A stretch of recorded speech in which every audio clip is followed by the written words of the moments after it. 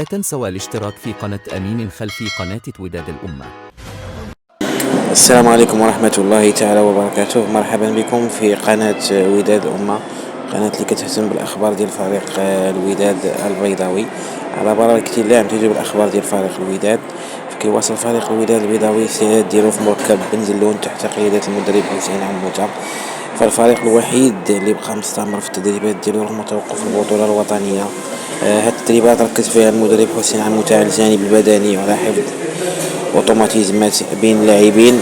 هاد الحصص التدريبيه تخللتها لقاءات وديه بين اللاعبين، وفريق الوداد ما جراش لقاءات وديه مع سي فروق حفاظا على اللاعبين وعدم اصابه اللاعبين سيتو في هذه الفتره الحساسه من الموسم.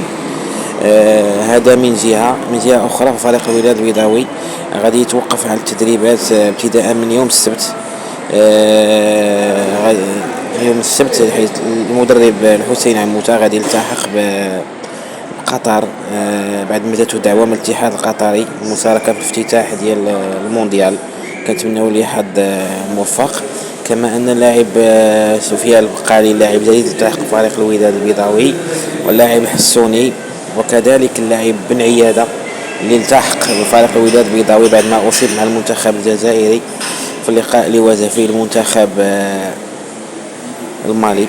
فحسين عيادة ما زالت اللقاء اللي كان غادي يكون منتظر جزائري المنتخب الجزائري مع المنتخب نظرا للاصابه ديالو، ولذا خص ليه زمالة بالماضي باش يلتحق فريق الوداد البيضاوي